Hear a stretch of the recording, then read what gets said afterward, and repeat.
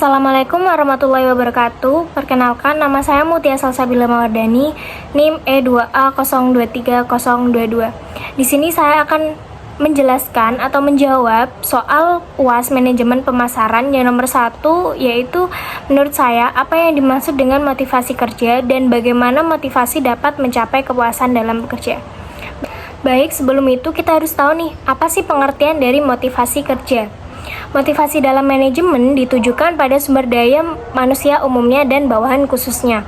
Motivasi memperkenalkan bagaimana cara mengarahkan daya dan potensi bawahan agar mau bekerja sama secara produktif berhasil untuk mencapai tujuan yang telah ditentukan. Pentingnya motivasi karena menyebabkan, menyalurkan, dan mendukung perilaku manusia supaya mau bekerja giat dan antusias mencapai hasil yang optimal.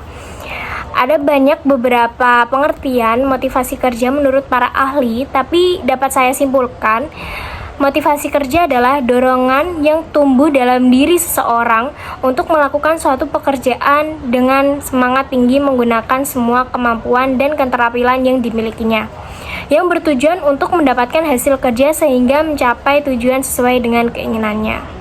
Yang kedua ada teori motivasi kerja. Secara umum, teori motivasi kerja dibagi menjadi 3 pendekatan utama. Yang pertama ada teori kepuasan, seperti teori hierarki kebutuhan Maslow, teori motivator dan faktor kesehatan oleh Herzberg, dan teori Aldebar yaitu kebutuhan ERG. Yang kedua ada teori proses seperti teori dari Lewin and Tolman tentang masalah harapan, teori Fromm yang membahas tentang valensi atau harapan. Yang ketiga ada teori kontemporer seperti teori yang dikemukakan oleh Adam tentang ekuitas atau keadilan. Tadi saya sudah menyebutkan beberapa teori motivasi kerja menurut beberapa para ahli. Dan selanjutnya ada faktor-faktor yang mempengaruhi motivasi kerja. Ada 2 faktor, yang pertama yaitu faktor internal, yaitu motivasi seseorang dipengaruhi oleh dalam diri seseorang. Misalnya jika seseorang karyawan yang ingin mendapatkan nilai yang memuaskan dalam penilaian kinerja akan mengarahkan keyakinan dan perilaku sedemikian rupa sehingga memenuhi syarat dari penilaian kinerja yang telah ditentukan. Hal ini akan berhubungan dengan aspek-aspek dan kekuatan yang ada dalam diri seseorang untuk mencapai tujuan yang telah ditentukan. Yang kedua ada faktor eksternal, yaitu faktor yang berasal dari luar individu seperti faktor kenaikan pangkat, penghargaan gaji, keadaan kerja, kebijakan perusahaan, serta pekerjaan yang mengandung tanggung jawab. Karyawan akan termotivasi apabila ada dukungan dari manajemen serta lingkungan kerja yang kondusif yang pada gilirannya berdampak pada kepuasan kerja. Tapi sementara itu, Raffianto dalam Siagian 2002 mengemukakan bahwa motivasi kerja seorang dipengaruhi oleh sistem kebutuhan seperti pemimpin, rekan kerja atau dunia sosial, sarana fisik, kebijakan, peraturan, imbalan jasa uang dan non-uang, dan jenis pekerjaan dan tantangan. Baik, selanjutnya ada bagaimana cara memotivasi karyawan. Memotivasi karyawan ada 2 cara. Yang pertama yaitu memotivasi dengan besarnya upah. Upah tidak sama dengan kompensasi, meskipun upah bagian dari kompensasi. Upah adalah pembayaran kepada pekerja yang dibayar merupakan lamanya jam kerja atau hari kerja karyawan. Yang kedua ada memotivasi dengan keselamatan dan kesehatan kerja. Keselamatan kerja menunjukkan kondisi yang aman atau selamat dari penderitaan, kerusakan atau kerugian di tempat kerja. Resiko keselamatan kerja merupakan aspek-aspek dari lingkungan kerja yang dapat menyebabkan kebakaran, ketakutan aliran listrik, terpotong, luka memar, kesleo, patah tulang, dan penglihatan dan pendengaran. Selanjutnya ada elemen penggerak motivasi.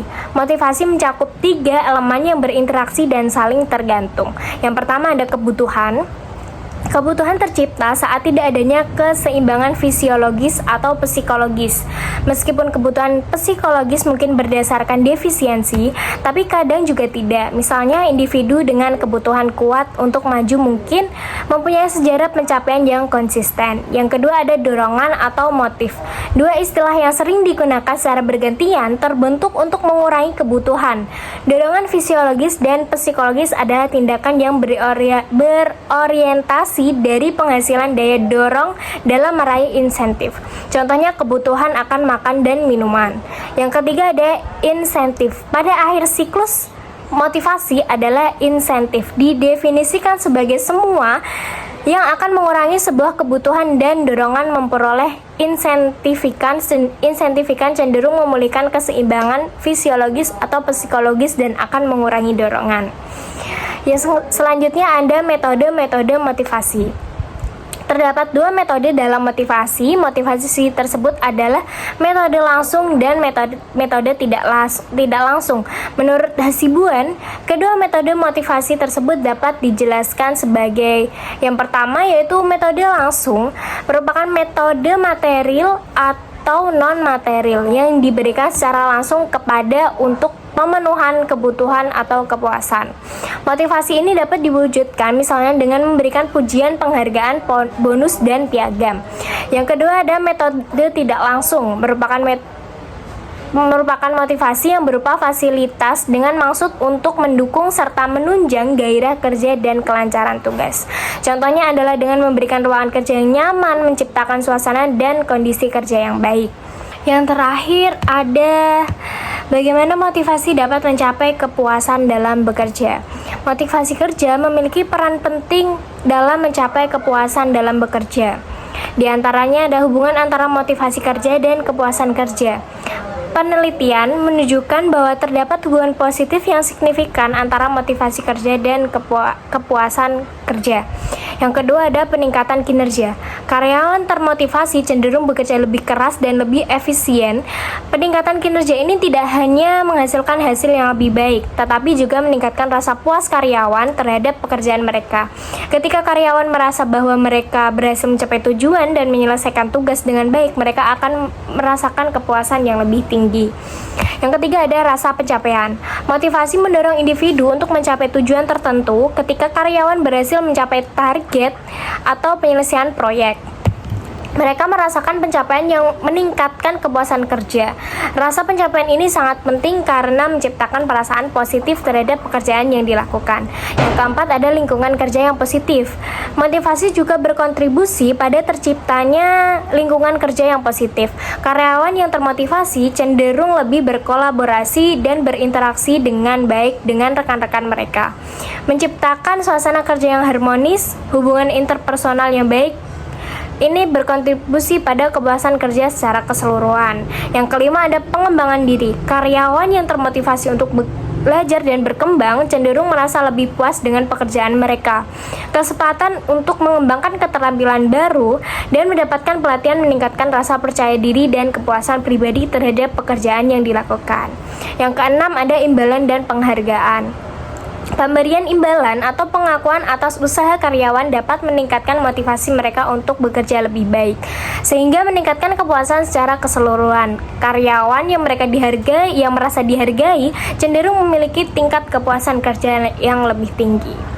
Baik, kesimpulannya adalah motivasi kerja memiliki dampak signifikan terhadap kepuasan dalam bekerja. Dengan menciptakan lingkungan kerja yang mendukung, memberikan penghargaan, serta menawarkan kesempatan untuk mengembangkan diri, perusahaan dapat meningkatkan motivasi karyawan, yang pada gilirannya akan meningkatkan kepuasan kerja mereka. Hal ini tidak hanya bermanfaat bagi individu, tetapi juga bagi keberhasilan organisasi secara keseluruhan. Baik, itu penjelasan atau jawaban dari saya. Kalau ada salah kata, saya minta maaf. Terima kasih. Wassalamualaikum warahmatullahi wabarakatuh.